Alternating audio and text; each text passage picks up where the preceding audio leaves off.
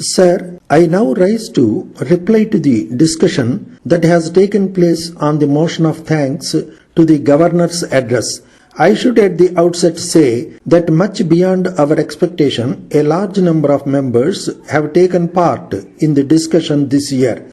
I am sure that it has afforded a good opportunity to the members to review the position as to what has happened in the last 4 or 5 months and perhaps during the last 2 or 3 years. Sir, a variety of subjects was touched upon and it looked as though they were having again a general discussion on the budget proposals. I wish the honourable members confined their remarks to what is said in the Governor's address. Nevertheless, I am really glad that the members have taken much interest in the affairs of the state and have come forward to give their views. I have no quarrel with them. They have every right to say what they feel. But when it takes the form of mere criticism, not very constructive, then I am inclined to observe that they have their own motives. They are entitled to make election speeches and we are also entitled to reply in the same fashion. But that may not be quite appropriate in the present context. That is all what I wish to say about that aspect of the matter. I took pains to furnish information about the various schemes included in the 5-year plan. I naturally expected the members to state whether they approved the proposals or wanted their abridgment or enlargement. But I am surely disappointed when they diffused their attention on the so-called food situation instead of reverting their attention on the important document placed before them. I am sorry to say that they have indulged in cheap criticism, as it was always easy to state in all places that many people were dying. Somebody has once said that man is a complaining animal. I am more and more convinced of this fact. You may have your own disease, but it is not necessary that you should contaminate your neighbor with all your worries and woes. I want to tell you straight away that in spite of many difficulties of a kind which have not been confronted by any government, we have maintained law and order and have kept up proper standards of administration. I want that members should take an optimistic view of things. I want them to carry the message of hope, of happiness and confidence to the people, and they should not go about diffusing their depression and distress to the masses. The people at large are not worried about your personal disappointment and personal worries. All that you should do is to tell them in concrete and precise terms what you are doing to do for them. I have listened with great respect to all the speeches that have been made on the debate on the Governor's address. But I am sorry to say that they did not give me a clear indication of what they are likely to say to the people. I want you to carry message of hope and optimism to the people. You must distribute joy to them and not distribute melancholy to them. I am an optimist and I share the optimism of the people.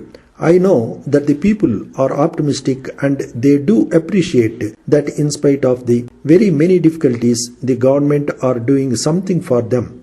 It does not matter what kind of speeches are made here. I am sure that the country's outlook is quite bright and cheerful. So, I think I need not attach much importance to the various unreasonable criticisms levelled against the government on the floor of the House. Sir, much time has been taken during the last 5 years for the discussion on the food situation. Anybody can speak of this subject without preparation and without any statistics and criticize the government for their omissions and commissions because it is the easiest subject on which they can freely state what they cannot otherwise do in the course of this discussion on other specific subjects.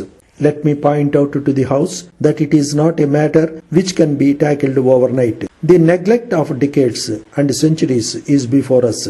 If the food situation still continues to be bad, it is because it was so abnormal all these years. So we have to take quite a long time to improve the situation substantially. I think nobody will ever say that we have not done anything in this regard.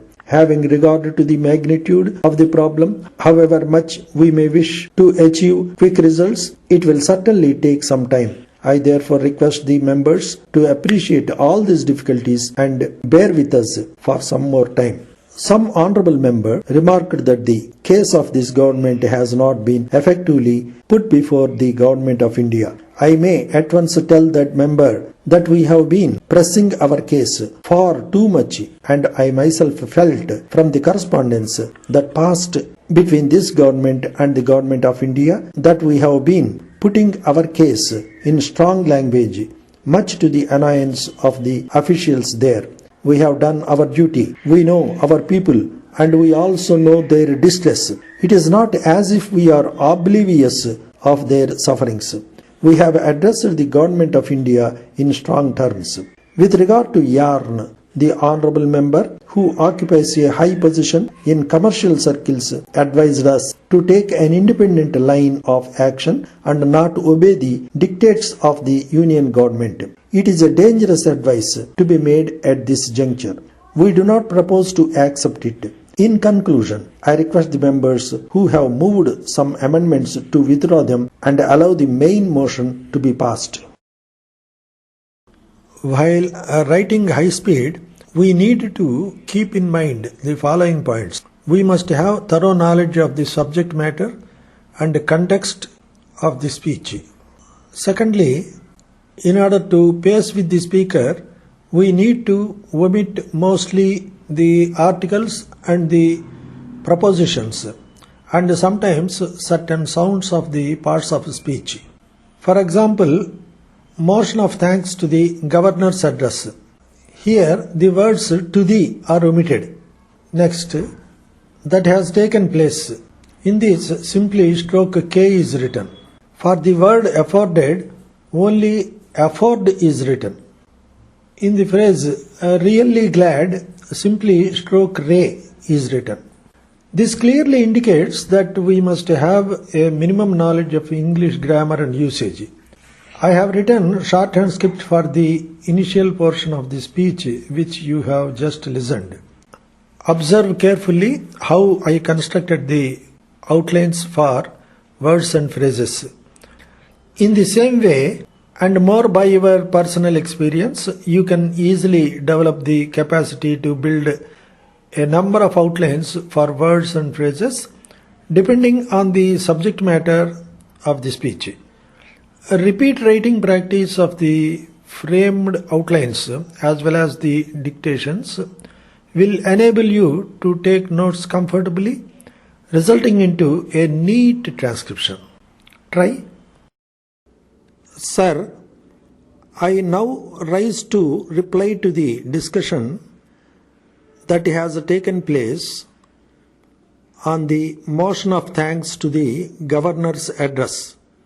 I should at the outset say that much beyond our expectation, a large number of members have taken part in the discussion this year. I am sure that it has afforded a good opportunity to the members to review the position as to what has happened in the last 4 or 5 months and perhaps during the last 2 or 3 years. Sir, a variety of subjects was touched upon and it looked as though they were having again a general discussion on the budget proposals.